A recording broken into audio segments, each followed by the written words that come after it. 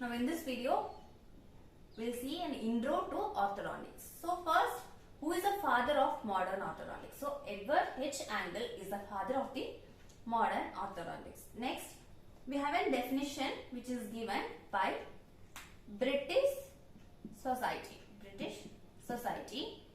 of Orthodontics in 1922. It was given in 1922 and the definition is this.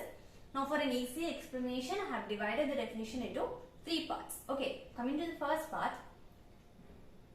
Orthodontics includes the study of growth and development of jaws and face particularly and the body generally as influencing the position of the teeth. So what it says is, it is a study of growth and development of jaw and face. We study the growth and development of a jaw and face particularly. That is a main focus, and body as a general. And we study how this growth and development influences the position of the teeth. Okay. Now coming to the second part, the study of action and reaction of both external and internal influences on the development. So after, first we study the growth and development. Next we study how external and internal influences are affecting the development. Okay, how these are reacting on the development. Okay. Now third part is the prevention and correction of arrested and prevented development. So we not only study growth, we also study how this growth is being affected, and finally we study how we have to prevent and correct it. Okay, it's a prevention and correction of any arrested or prevented development. Okay. Now orthodontics has four branches, that is preventive orthodontics, interceptive orthodontics, corrective orthodontics and surgical orthodontics. First coming to preventive.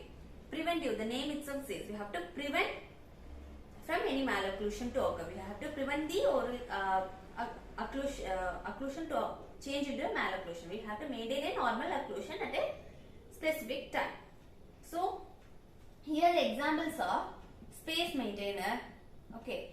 So now if you have gone for extraction in a deciduous dentition, for maintaining the space, if you give a space maintainer, you can prevent a malocclusion. Thus it is a preventive form of treatment. And the other example is, for example, if you see for proximal caries, if you don't restore the teeth, what will happen? The space will be lost due to the movement of the teeth. So restoration of proximal caries is also a form of preventive orthodontics to maintain the space and to not cause crowding. If space is lost, what will happen? The tooth will move, it will be having spacing, etc. So to prevent all this, we have to go for a preventive orthodontics. Interceptive, if you have failed to go for a preventive, next comes the interceptive. Now, it is a phase where we have to recognize and eliminate the irregularities and malpositions in the developing dentofacial complex. We have to recognize and eliminate any irregularities which have occurred. For example, in preventive, we have failed to give a space maintainer. Now, in interceptive, we have to intercept and give a space maintainer. If we fail, we will give a space regainer. So, we will intercept and avoid any irregularities.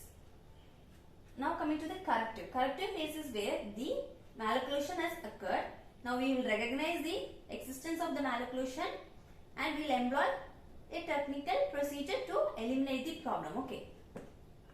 Last is surgical orthodontics. So surgical orthodontics is it can be any minor or major surgical procedures and which are done either before, during or after orthodontic treatment. This will be done either before, during or after orthodontic treatment to support the orthodontic treatment. Okay. So that's all about the intro to orthodontics. See you again in another video.